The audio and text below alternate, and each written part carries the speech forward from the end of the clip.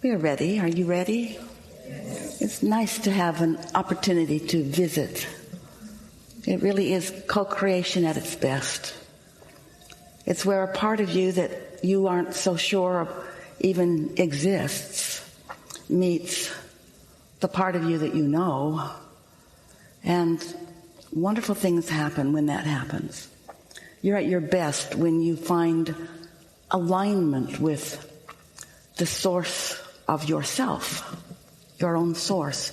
We call that your inner being, but your inner being is always out to play with you, so to speak.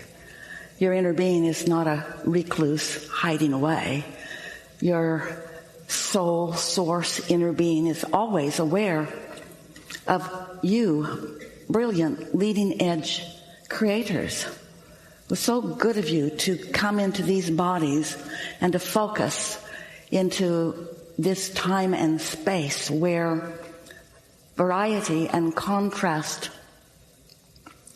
evoke clarity and preference, where decisions happen within you, new decisions because you are eternal, and new decisions because everything is ongoing, new decisions because you are constantly in the state of becoming.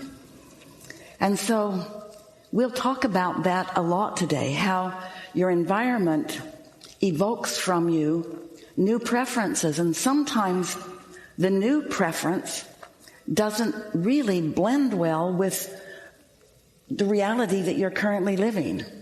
You don't have enough money, and so the new decision for money is born.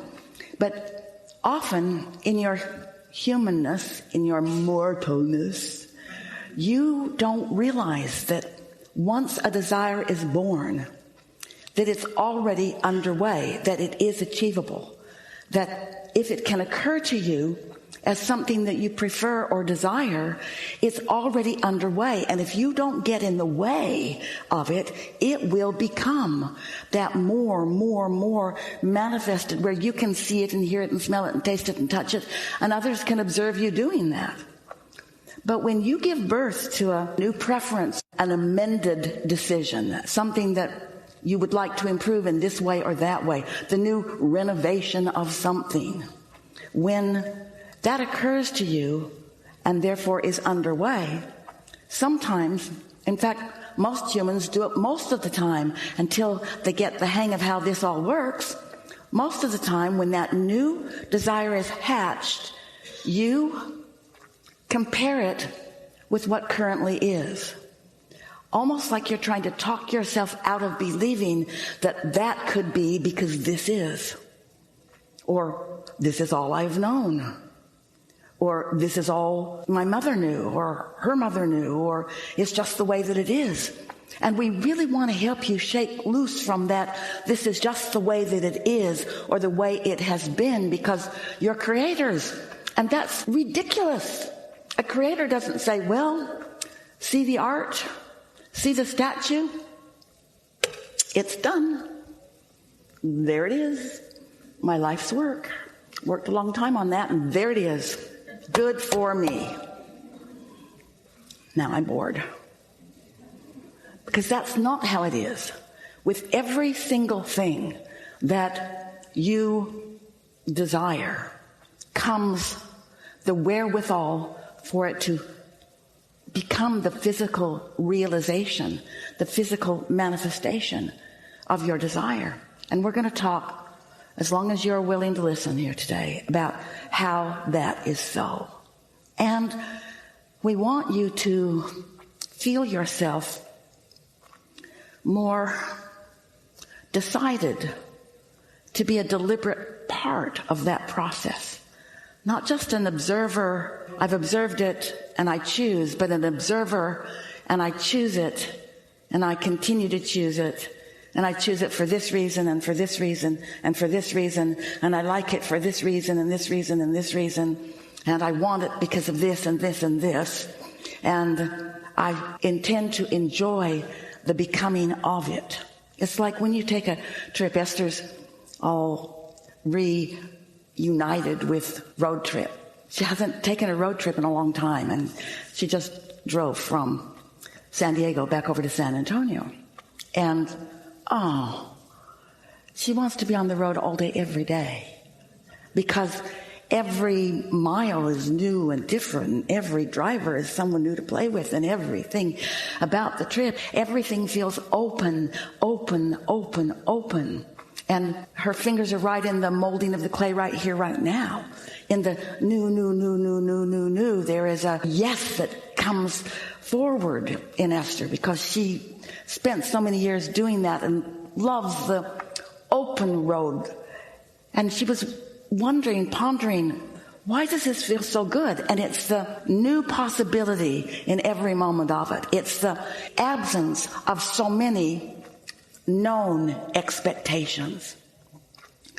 Your expectations are helpful sometimes, not helpful sometimes. We like to remind you that when you think a thought, that thought has attraction power. And as you continue to play over the same kinds of thoughts, the momentum of that attraction power confirms the thought. And so then you have belief, because you thought it and then you lived it and now you believe it. And we say, yeah, that's how the law of attraction works. That's just normal. The question is, you're thinking it and you're getting it. Do you want it? Do you want what you're thinking about? Do you want the manifestations of your thoughts? Or do you think that you think some thoughts that are blocking, even preventing unfolding of things? And the answer to that is absolutely yes, sometimes. Sometimes you think about what you want, but sometimes you think about its absence. And mostly, in fact, almost without exception, you don't understand the power of your thought, the power of your focus, the team of non-physical energies that is behind you, all of that support team that was with you when you made the decision to come into this creative environment, who are focused with you, not on where you are, but on what you've just given birth to in terms of a new idea.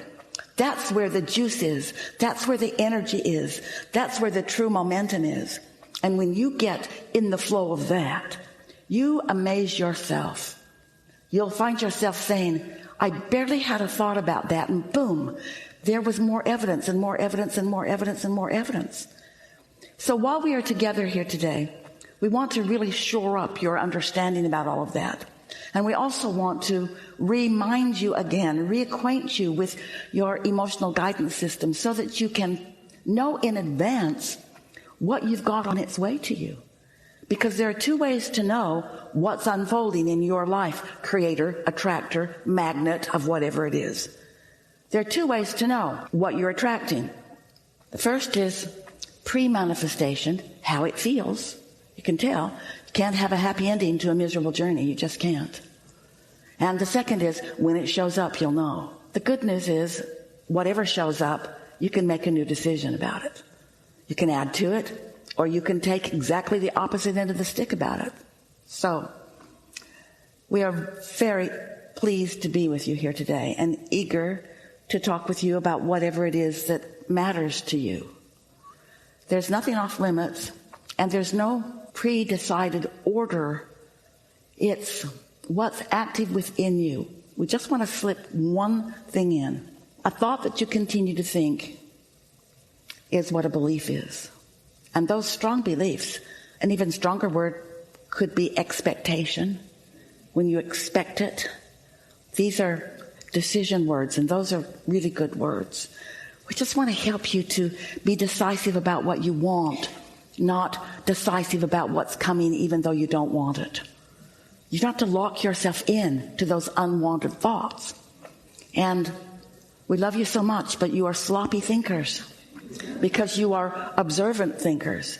And the thing that trips up what's coming to you, what could be coming to you, what is coming to you, what is already underway, you just can't see it or hear it or smell it or taste it or touch some of it, but it is coming.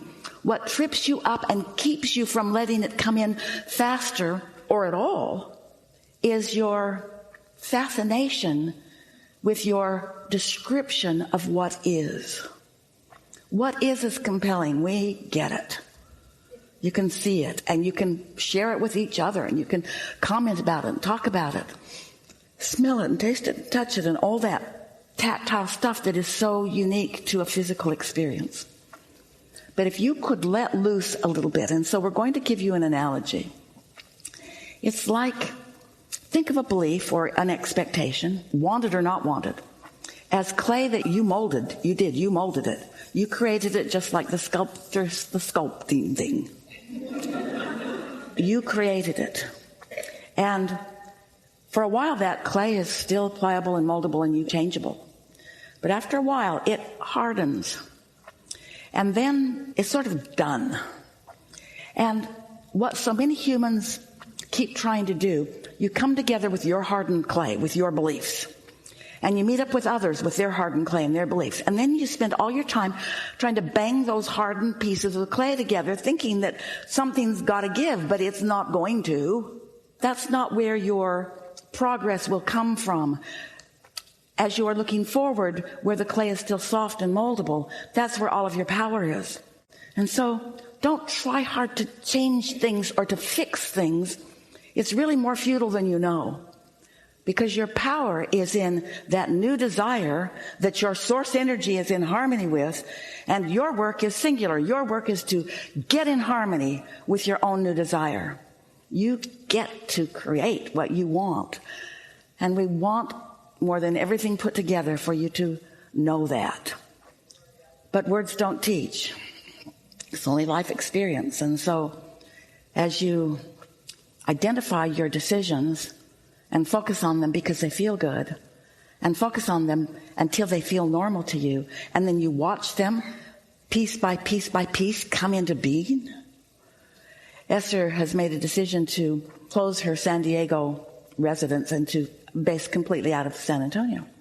And so once she made the decision, she began laughing, telling her friends who live nearby, have you ever seen those movies where it's like someone's in the scene and then whatever it is that they're observing just starts to pixelate and just sort of disappear?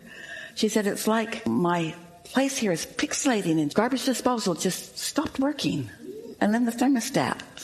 And then the light bulbs. She's laughing about it and really not panicking. She just can feel as her focus is diffusing, it is too. It is remarkable how what you give your attention to becomes more and more and more and more. And what you take your attention from becomes less and less and less and less. These are laws. You are creators. We want you to know the power of your focus.